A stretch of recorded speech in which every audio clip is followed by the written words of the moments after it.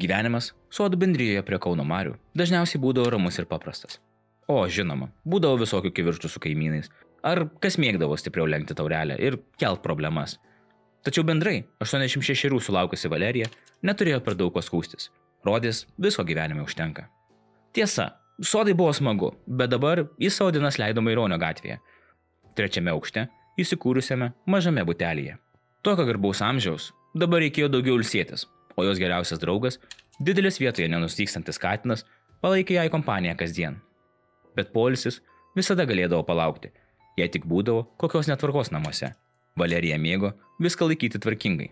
Rodai savo ir savo namams pagarbą, galvojo ji. Sausio 26 diena. Valerija patikrino batus, padėtus prie radiatoriaus. Vis dar šiek tiek šlapi. Katinas trynėsi po kojomis, kaip visada. Dabar Valerijos planas buvo ramiai pavalgyti. Visai neseniai ji buvo grįžusi iš apsilankymo pas daktarus, o jos sveikata, kaip tokio amžiaus, atrodė gera. Ji nusišypsojo. Tai buvo turbūt pati geriausia artėjančio gimtadienio dovana. Gera sveikata. Ji beveik baiginėjo skusti kivį. Pažvelgė į kalendorių, bet jos mintis sutrukdė beldimas į duris. Kasgi tai galėtų būti? Priėjus arčiau, ji nusišypsojo. Valerija gerai pažįsta šį vyrą. Tad iškart atidaro duris ir pakviečia jį užeiti. Nieko nelaukia ir įeina vidun. Valerija pasiūlo vyrui atsisėsti, o pati grįžta baigti nulupti kivio. Bet dabar geriau pasidalinti su svečiu. Valerija atsisėda į fotelį. Vyras sėdi prieš ją. Jie kurį laiką kalba apie darbus aplink sodo namus ar visokias paskalas. Likęs tik vienas kivio gabaliukas. Vyras atsiprašo. Norėtų pasinaudoti tualetu. Žinoma, prašom, pasako Valerija. Vyras atsistoja. Valerija nusisuka pasimti dar likusio gabalėlio kivio. Katinas piktai sušnipščia. Sausio 26 vakaras. Skambutis, tačiau telefonas nepasiekiamas. Valerijos dukteriečiai, Jolitai, tai visiškai nepatiko. Jos dažnai bendraudavo. Teta visada nešiodavosi telefoną, kad nekeltų ragelio, čia keistenybė. Atvykus į jos namus, beldžiama į duris. Niekas netidaro. Dar beldimas. Gal teta miega, gal kur išėjo. Jolita nusprendžia grįžti namo. Teta atsiras. Bet kai išaušta 27 dienos rytas, jokių žinių. Gal nutiko kokia medicininė problema? Visgi, 86 metai tai nebe pirma jaunystė. Net suklupus namuose gali iškilti rimtos problemos. Jolita negalėjo daugiau laukti. Ji su vyru vėl nukeliavo į Valerijos butą. Turėdama atsarginį raktą, atsirakino duris, tikėdamasi rasti tetą, kažkur namuose, arba bent ženklų, kas nutiko. Įėjus į vidų, dukterėčia dar labiau sunerimo. Pirmas ir keisčiausias dalykas, kodėl katinas uždarytas kitame kambaryje. Atidarius miegamojo duris, išbėgo katinas, kuris niekada ten nebūna uždarytas. Visi jo reikmenys yra kitame kambarėlyje ir jis visą laiką galėjo visur vaikščioti. Bet iš dalies jai palengvėjo, nes niekur nesimatė aiškių grumtynių žymių. Durys užrakintos, katinas irgi sveikas. Matyt, teta kur skubom išvyko. Ne, turbūt greitosios darbuotojai katiną uždarė. Teta buvo labai tvarkinga. O čia dabar mėtėsi viena šlepetė, ant spintelės vis dar gulėjo kivio žievelės. Viskas kaip ir lipinosi į tą pačią idėją. Turbūt reikėjo medicininės pagalbos. Teta ligoninėje. Tačiau vienas dalykas tiesiog atrodė ne taip. Viskas sutiko su greitosios pagalbos teorija, išskyrus tai, kad vonioje nebuvo nei vieno rankšluosčio. Kam pasimti rankšluosčius? Jų nesimato nei skalbimo dėžėje, nei niekur kitur bute. Kam pasimti rankšluosčius? Vėl pagalvojo. Jos vyras tuo metu grįžo iš kaimynų ir pranešė tai, kas dar labiau paskatino nerimą. Kaimynai apie jokią greitąją pagalbą nieko nežino. O ir Valerijos nematė jau nuo vakar. Kas po galais galėjo nutikti jos tetai? Reikėjo išsiaiškinti vieną. Ar kas dingė iš namų? Perėjus pagrindinės vietas, kur dukterėčia žinojo laikomi svarbus dokumentai, paso nėra. Gal visgi kur išvyko, bet dar pasikuitus. Atrodo trūksta daugiau. Kitų svarbių dokumentų, pinigų, raktų ir smulkmenų. Ar tai apiplėšimas? Bet durys užrakintos. Valerijos irgi nėra. Dukterėčios vyras dar kartą patikrino langus. Nėra jokių įsilaužimo ženklų. Išskyrus truputį pravertas balkono duris. Kad ir kur ieškotų, jie negalėjo rasti kitos Valerijos šlepetės. Ar teta išėjo su viena šlepetė ir užrakino duris? Ar Valerija pagrobta? Viskas, tai jau per daug. Vienintelis dalykas, kas dabar daryti, tai kreiptis į policiją. Čia turi būti kažkas negerai. Policija iškart sureagavo. Bet kol laukė, Valerijos dukterėčia vėl grįžo į butą. Dabar Tai galėjo būti nusikaltimo scena, tad per daug judinti daiktų ji negali. Tačiau jos dėmesį dėl kažkokios priežasties patraukė praėjusios dienos Kauno diena laikraštis. Jame buvo išspręsta pusė kryžiažodžio, o kampe užrašytas telefono numeris. Tai atrodė maža, bet keista detalė. Paskambinau tuo numeriu, kad sužinočiau, su kuo teta dingimo rytą bendravo. Atsiliepė vyras, jis prisistatė, kad yra sodo kaimynės anūkas Karolis. Jis dar pasakė, kad jai skambino dėl tujų, tai susitarė jas iškelti pavasarį. Anksčiau teta su Karoliu dėl tujų kalbėjo, nes jis jas pasodino labai arti jos aviečių. Tada aš atsiprašiau ir pasakiau, kad turiu kitų problemų. Ji iš tikro net nežinojo, ką ji planavo šiuo skambučiu pasiekti. Tačiau visgi tai, kad pirmą kartą paskambinus, vyras neigė su Valerija bendravęs ir tada pats perskambino, prisiminęs, kad visgi kalbėjo su ja, tai darė visą situaciją dar keistesnė. Bet rankšluosčiai, ten gal buvo už ko kabintis, reikia apžiūrėti namus, gal kur nukišti. Nieko. Na, reik laukti pareigūnų. Dabar jį jautėsi, lyg laksto į visas pusės be tikslo ir išpučia nereikšmingas detalės. Į įvykio vietą atvyko Kauno apskrities VPK kriminalinės policijos sunkių nusikaltimų tyrimo valdybos pareigūnai. Jiem taip pat pasirodė keista. Durys užrakintos, kraujo ar kitų pėdsakų kaip ir nėra, bet jie žinojo ir kitą faktą. Jokiose gydymo įstaigose Valerijos nėra registruota. Vadinasi, arba ji neišėjo iš namų savo noro, arba tai nusikaltimo vieta. Atlikus išsamesnį būtų patikrinimą, atrodo gauname atsakymą. Visgi, pavyksta rasti kraujo pėdsakų. Tačiau tyrėjai kartu supranta ir kitą dalyką. Kažkas tikrai kruopščiai išvalė butą, bandydamas paslėpti savo įkalčius. Aiškinantis moters dingimo aplinkybės, buvo atliekamos liudytojų apklausos, kurių metu siekta gauti kuo daugiau informacijos apie dingimo aplinkybės, jos gyvenimo būdą, įpročius, pomėgius ir veiklą dingimo dieną. Buvo apklausiami dingusios draugai, pažįstami, kaimynai, aplinkinių namų gyventojai, aplinkinių įstaigų ir įmonių darbuotojai. Tačiau nuo sausio 26-osios niekas Valerijos nebuvo matęs, nei išeinant iš savo buto, nei kur sodų bendrijoje vaikštant. Pagaliau, policija susifokusavo į vieną vyrą, nors jis ir nebuvo pirmasis jų įtariamasis. Daugelis kitų kelių jau buvo ištirta. Pradėję jį sekti, perkratant informaciją, tai teisės studentas, bet mokslų nebaigęs. Nusikalstamos praeities irgi nėra, tačiau pareigūnų sudomino jo keista kelionė taksi automobiliu į Maironio gatvę, kur ir gyveno Valerija. Peržiūrėjus visų aplinkinių vaizdo kamerų įrašus, jie pamatė, kad vaikinas nuėjo į vieną kiemą su pilnu maišeliu rankoje, o išėjo jis jau su tuščiu. Iš Valerijos namų kaip tik trūko dokumentų. Atrodė kaip įkalčio atsikratymas. Dabar policijos tikslas buvo aiškus – apžiūrėti konteinerius. Po kelių akimirkų pareigūnams pasiseka. Jie rado Valerijos dokumentus. Nėra neklausimo. Vyras susijęs su Valerijos dingimu. Tačiau kriminalistai visiškai nesitikėjo kai ko, ką rado kartu su Valerijos dokumentais. Ten gulėjo dar vienos moters dokumentai? Pala, ką? Policija nebuvo nieko girdėjusi apie šios moters dingimą. Bet čia gulėjo 62 metų Nijolės sukarpyta tapatybės kortelė. Ar ši byla turi dvi aukas? Ar pareigūnai nežino visų detalių? Policija iškart vyksta į Nijolės butą. Beldimas į duris. Tylu. Dar kartą. Vis tiek tylu. Durų niekas neatidaro. Reikia susisiekti su Nijolės artimaisiais. Pasirodo, jos sūnus dirba Kauno policijoje. Ir dar geriau, paaiškėjo, kad sūnus mažai su mama bendrauja. Tik kartą per mėnesį atvažiuoja susirinkti mokesčių. Tyrėjų pirma mintis po šios informacijos – moteris gali būti dingusi jau kurį laiką.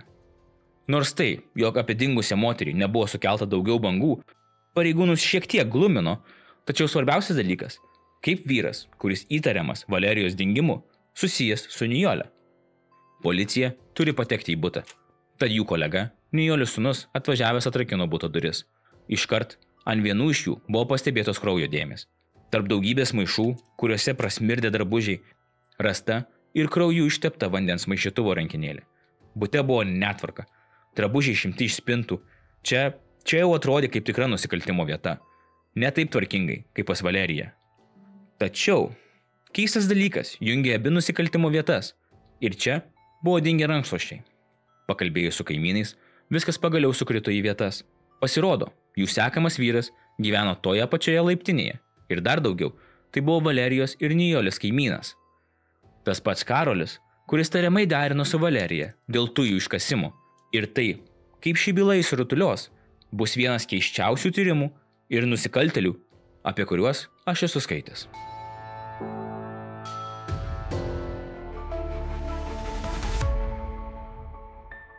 $22 Karolis Neoras tuo metu buvo teisės studentas, baigęs 2 kursus, tačiau dėl skolų buvo pasiėmęs akademinės atostogas. Artimieji jį apibūdino kaip ramų, bet kiek keistą ir vienišą vaikiną. Mokykloje jam sekėsi gerai. Mokėsi daugiausiai 9 ir 10, o brandos egzaminuose surinko virš 80 balų. Pats jis pasakojo, kad dažnai kentėjo nuo nemigos, tad naktimis naršydavo internete arba žiūrėdavo serialus. Dažniausiai lankomi interneto tinklalapiai Delfi, alkas.lt, propatria.lt, Wikipedia.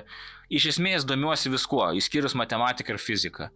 Per naktis filmus žiūrėdavau, kai negalėdavau užmigti. Serialus Hannibalas, Strėlė, Nusivylusios namų šeimininkės, Dexteris.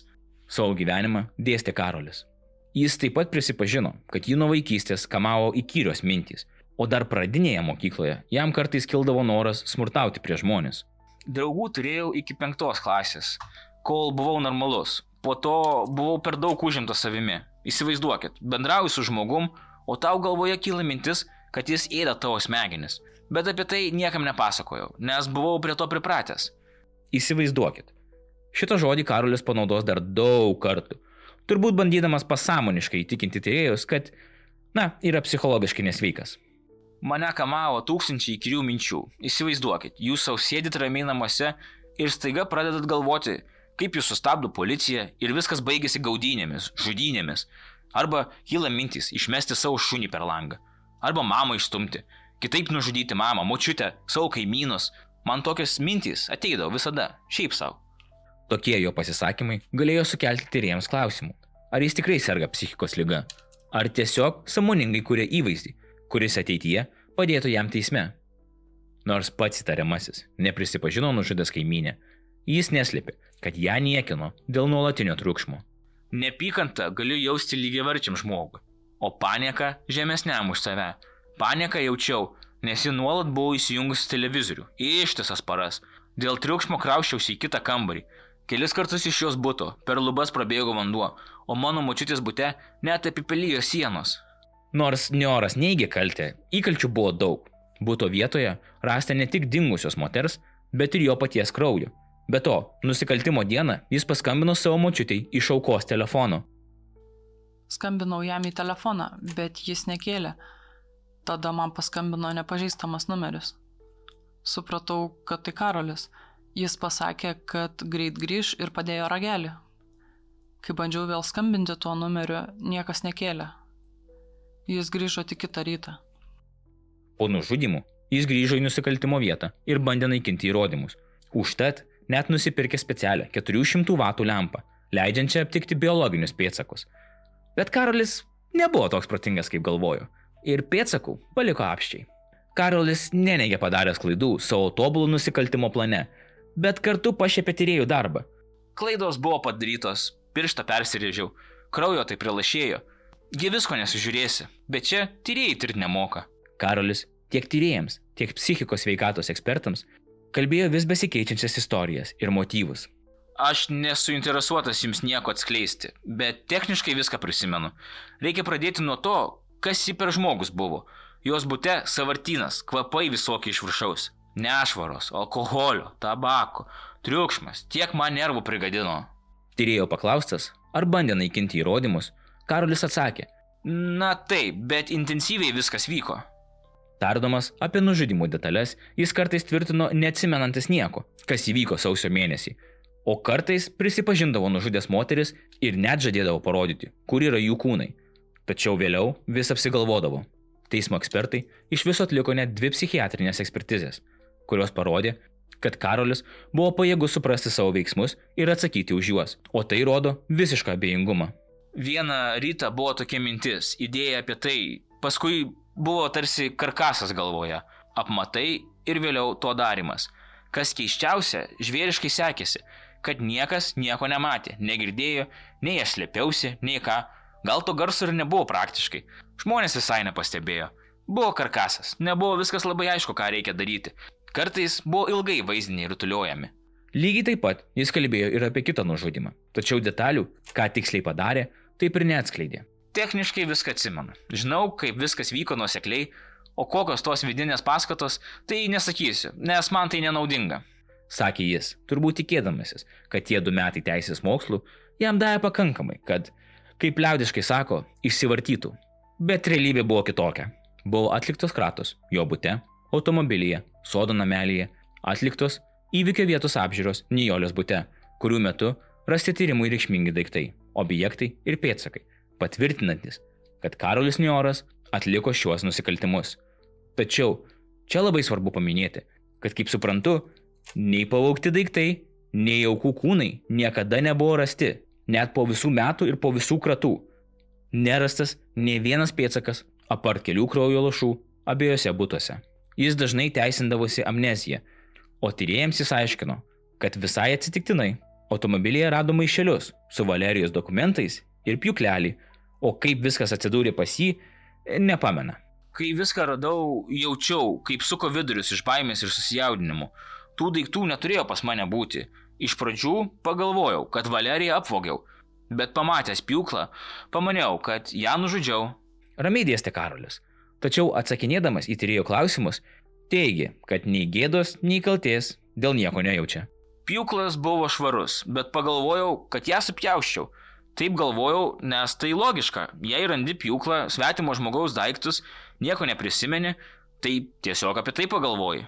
Žinoma, Karoli, kiekvienas žmogus, radęs švarų pjūklą ir kažkieno daiktų savo mašinoje, iškart pagalvoja, kad ne tik nužudė tą žmogų, bet dar ir supjaustė. Čia turėjo, kaip Karolis sakė, karkasas būti ilgus metus statomas, nes viskas skamba taip beprotiškai, bet kartu suplanuotai, o ir pats Karolis įsivaizduoja, jog yra protingesnis už tyrėjus. Šitas nevykėlis, juk net 2 teisės kursus baigęs, nes svarbu, kad neturėjo darbo ir, negražiai nuskambės, bet atrodė šitaip.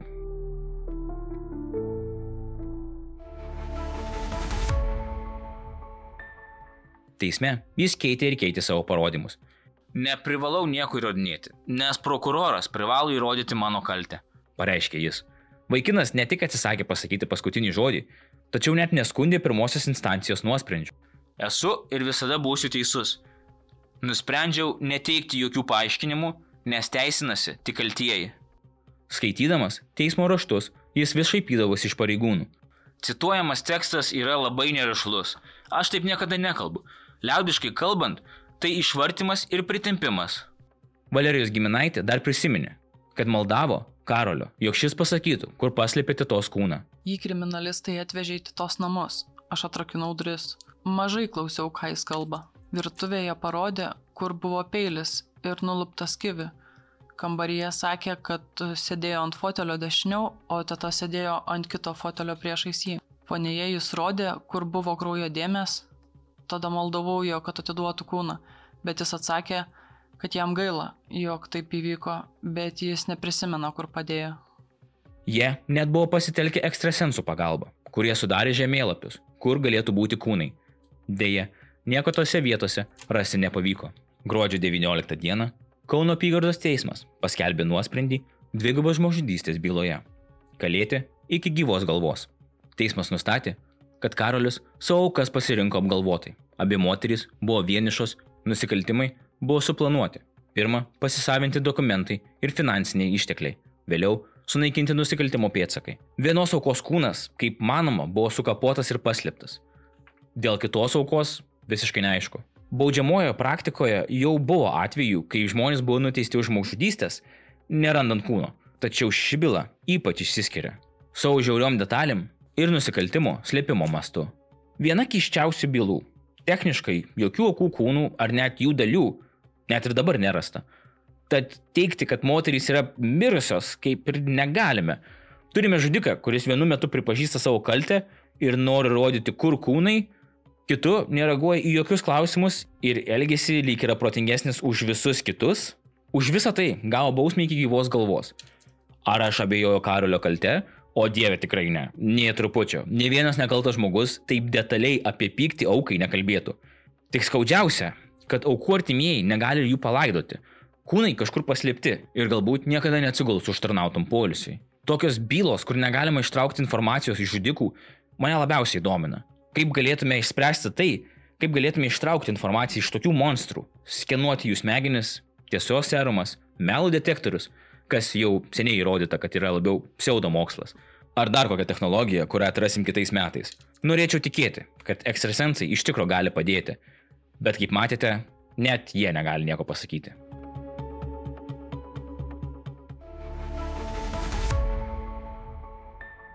Ačiū, kad žiūrėjote. O ką jūs manot? Kur galėtų būti paslėpti dviejų moterų kūnai? Ar Karolis psichiškai nesveikas? Ar apgalvotas ir šaltakraujus žudikas?